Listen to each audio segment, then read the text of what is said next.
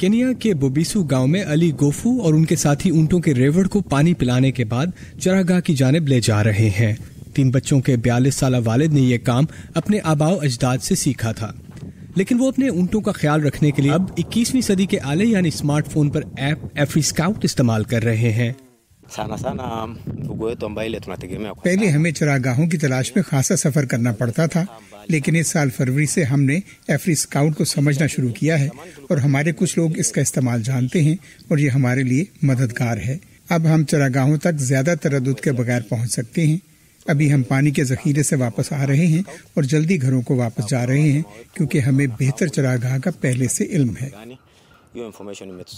ایفری scout کو غیر سرکاری امریکی تنظیم پروجیکٹ کنسرن انٹرنیشنل نے بنایا ہے۔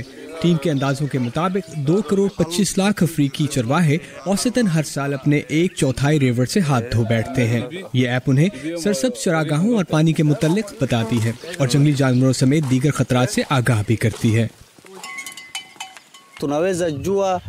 اب ہم بہتر چراگاہوں اور پانی تک پہنچ سکتے ہیں جہاں کسی بیماری کا خطرہ نہ ہو۔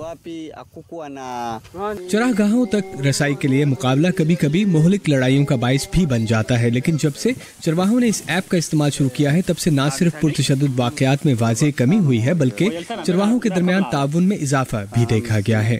ایپ کے بانی ادارے کی نمائندہ برینڈا وانڈیرا کا کہنا ہے کہ مویشی چرانے کی منصوبہ بندی کی حوصلہ افزائی سے موسمیاتی تبدیلی کے اثرات سے نبرد آزما ہونے میں بھی مدد ملے گی۔